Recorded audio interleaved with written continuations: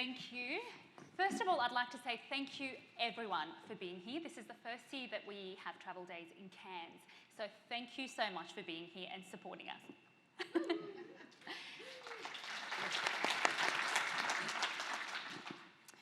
Now, it's no secret we work in an incredibly volatile industry, and this often shapes the success and longevity of the travel brands that we know and we love.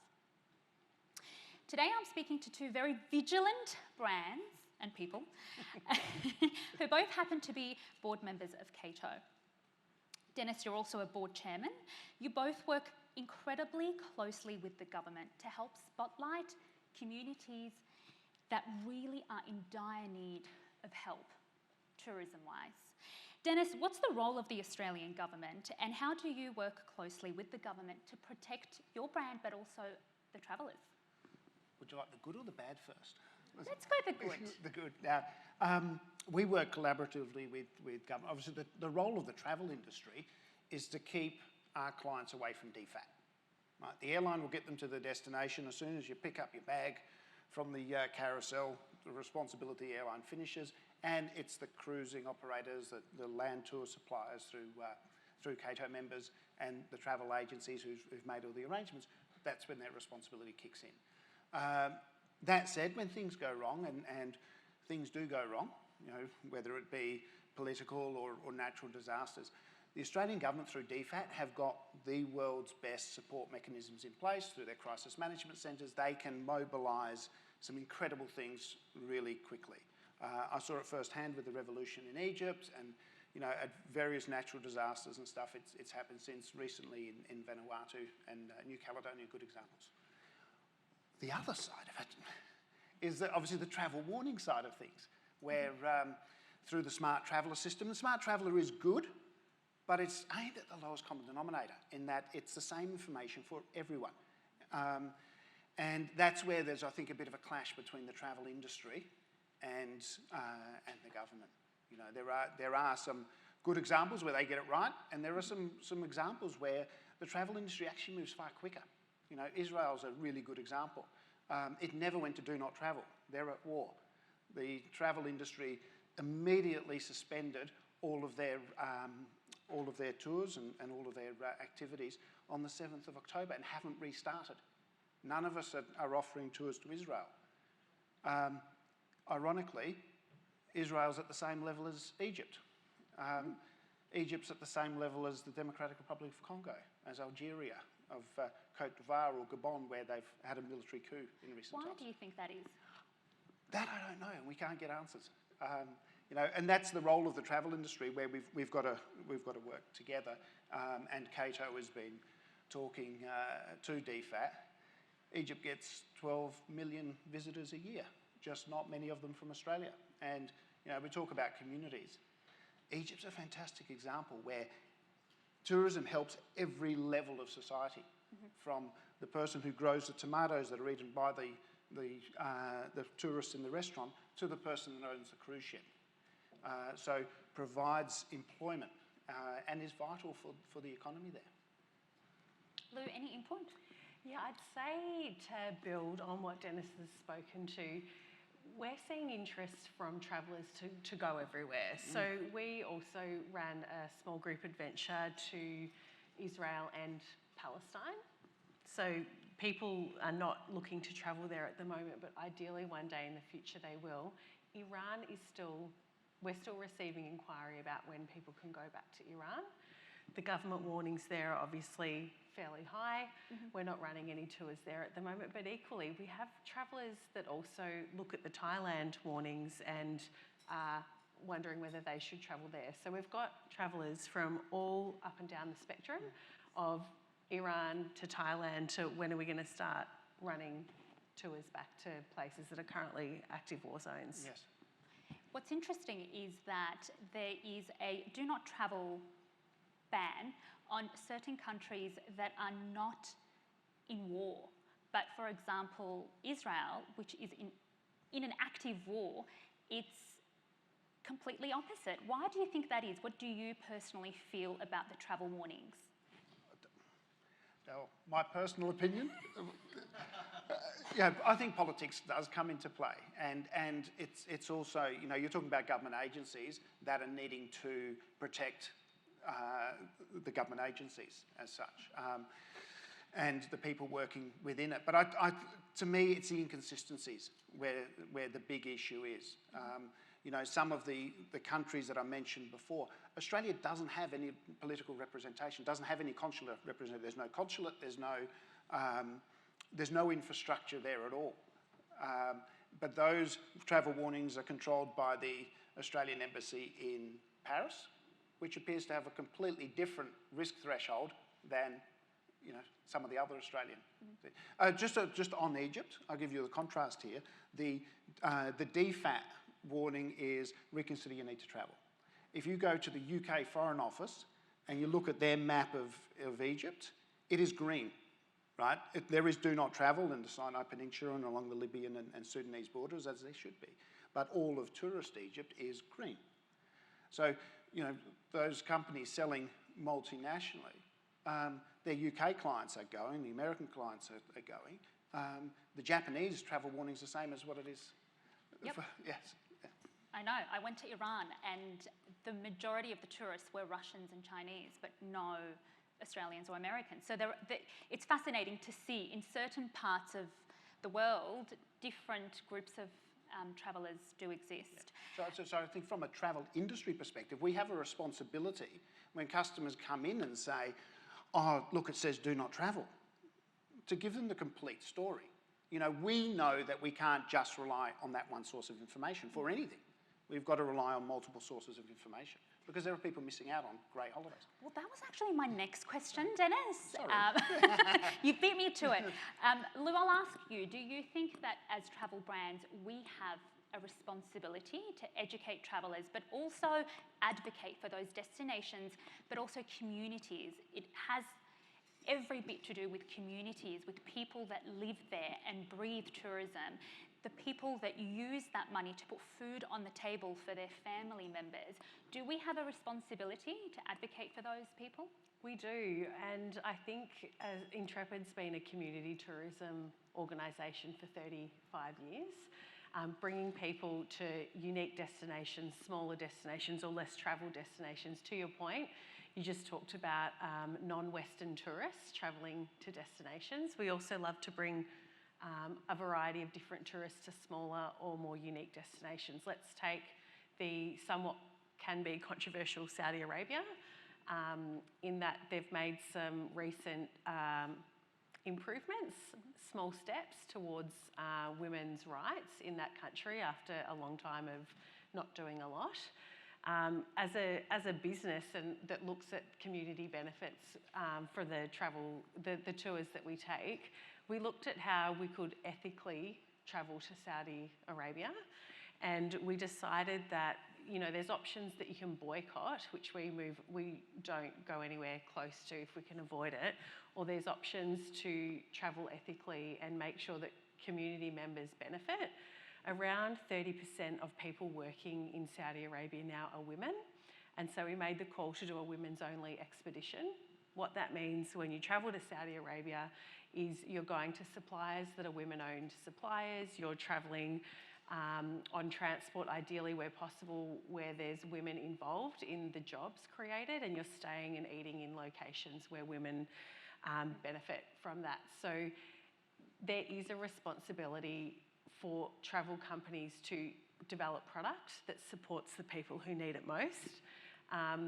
The other location could be an example like Timor-Leste that we've recently worked with to develop with the MDF, a community-based tourism product. There's not a lot of tourism there, there's not a lot of accommodation. You get there, there's not heaps of restaurants, hotels, etc. to go to, but working with local agencies there, you can develop really beneficial community tourism-based products that actually are more fun when you get there as well, because you get to go and eat in the homes with the people who are, you know, part of this community that we're hoping to develop more product around tourism. It's funny you mentioned Saudi Arabia, actually. That was a bit of a note that I had. What a great segue. You're both so clever.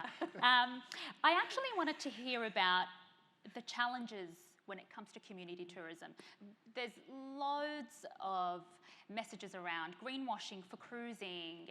Do you think community washing is a thing?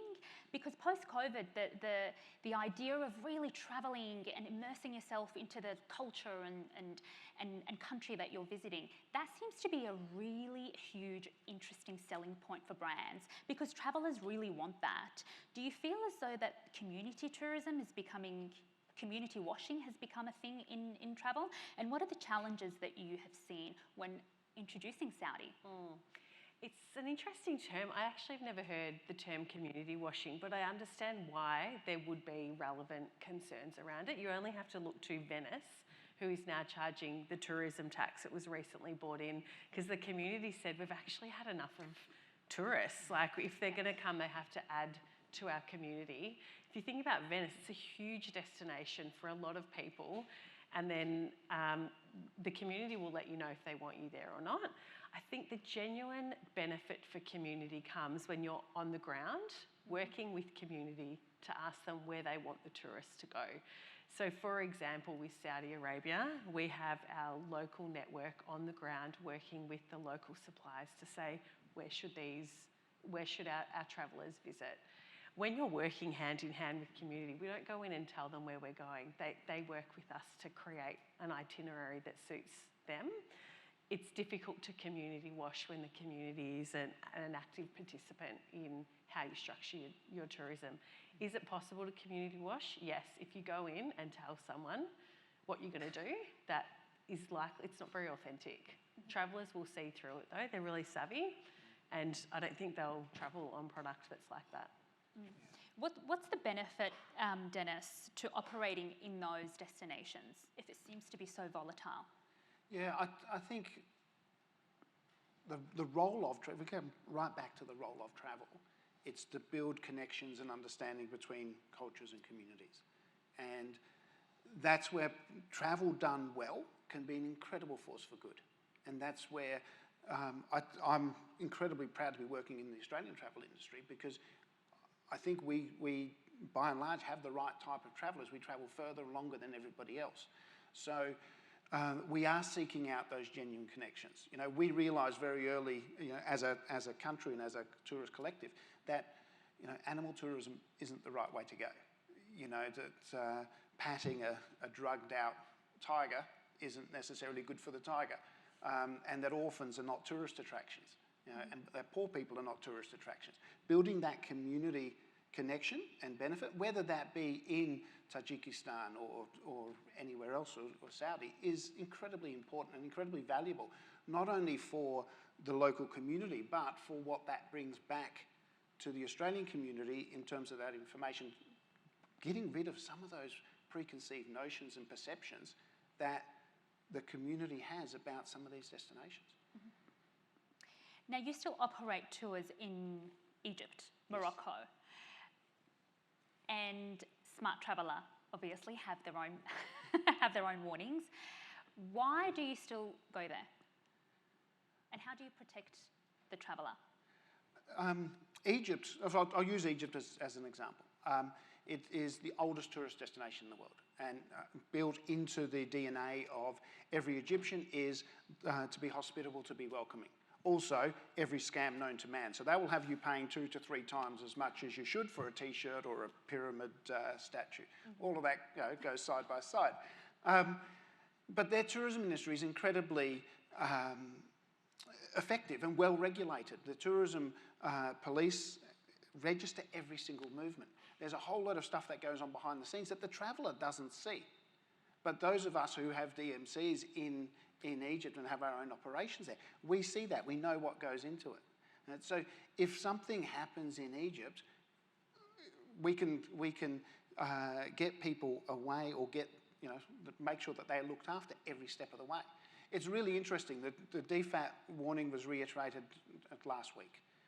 The same time on our Bunnik Tours Insiders was Facebook page was inundated with these fantastic photos of groups we've got on the ground at the moment in front of Abu Simbel, in front of the pyramids. These people having these life-changing experiences. You know, that's why we're there. And I'm not going to go to our staff and all the Egyptians we've been working with for 20 years and say, oh yeah, the Australian government says we can't come now. Yeah. Mum and Dad said no. Yeah, you're out of work. I think there's something to be said for picking up the phone to our local staff. So when the earthquake in Morocco, we had 600 tourists on the ground. We also have 60 staff in Marrakesh who picked up the phone to say, are you okay? What can we do? How can we help? What is the situation on the ground? So the thing that the Australian government and tour companies have in common is we want our customers to be safe. We want our residents and our citizens. Everyone wants safety. It's the number one priority for tour companies, also for travellers. It's the reason they want to travel, especially in a group scenario, is 70% of customers are looking for safety. So everyone's wanting the same thing. To have locals on the ground that you can pick up the phone to on the spot and say what's going on. Also, what areas are affected and what areas are not affected. If you think about something like the Christchurch earthquake, it affected a very small area of New Zealand and the rest was completely unaffected.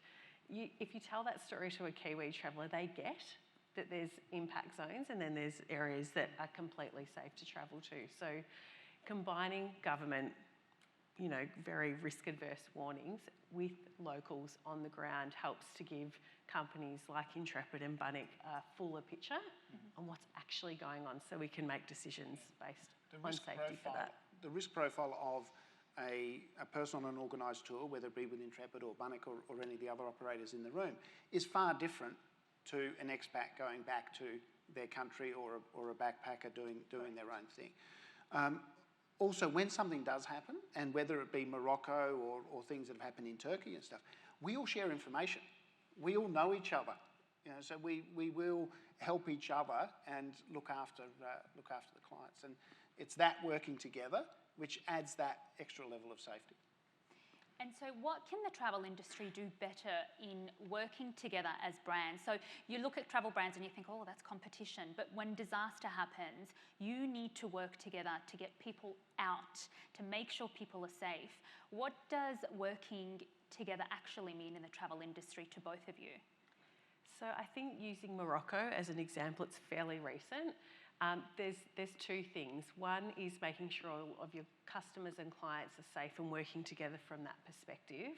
Also, there's people who don't want to leave. They're on the ground in unaffected areas, and a big part of our messaging after speaking to the staff was actually most of the country is not impacted by this. So if you can stay or if you are booked, you've got the choice to do so, and majority of customers did stay. In terms of helping the country and the communities on the ground, I want to actually give a shout out to some people who are in the room in terms of the money that was donated nearly instantly by other travel companies. So Luxury Escapes, Flight Centre, Top Deck Travel, Canva Foundation all picked up the phone and said, you've got a foundation on the ground, you're working with partners in the High Atlas Mountains, can we give you our money to get it onto the ground nearly instantly? And over a couple of months, we raised more than $600,000, and every single dollar goes on the ground. So there's, I think, about 7,000 families benefited from food deliveries nearly instantaneously because every dollar donated was delivered to on-the-ground services. They are, Top Deck Travel and Intrepid Travel offer competing products, but in a time like that, people come together. Clint, I can see you're here from Flight Centre. Instantly, you can pick up the phone and know that you can get aid to the ground where it matters. That was a beautiful example of people working together, and actually there's a lot of that happens behind the scenes. So it's already happening, it's just how do we do more? Ideally, there's no emergencies, but tragically, I don't think that's going to be the case. Yeah, 100% right. What you guys did, my own friends, they asked, where can we donate? The Intrepid Foundation. It was fantastic. The second part of that story is, in the earthquake was in the High Atlas Mountains, away from a lot of the tourist areas. But what tends to happen is there's this perception, all of Morocco is mourning. We can't go to Morocco for the next year because, You know, we've seen that buildings have fallen down and the people won't want us there. So then you get this economic disaster following a natural disaster. And as an industry, I think with Morocco we did quite well, but it is a constant battle of getting that information out, not only to the travel consultants and the travel industry, but to the wider community. And the media moves on to the next story, and getting them to say, oh yeah, by the way, you know, you can go to Morocco at the moment is difficult. Yeah, it's all the media, yeah. Trade media accepted, of course. Yes, They're of brilliant. course, Yeah. yes, of course. We are going to wrap up. I really want to thank you both for joining me. Thank you so much. And thank you for listening and being here today. Thanks, Hoda. Thanks. We get off now. Yeah.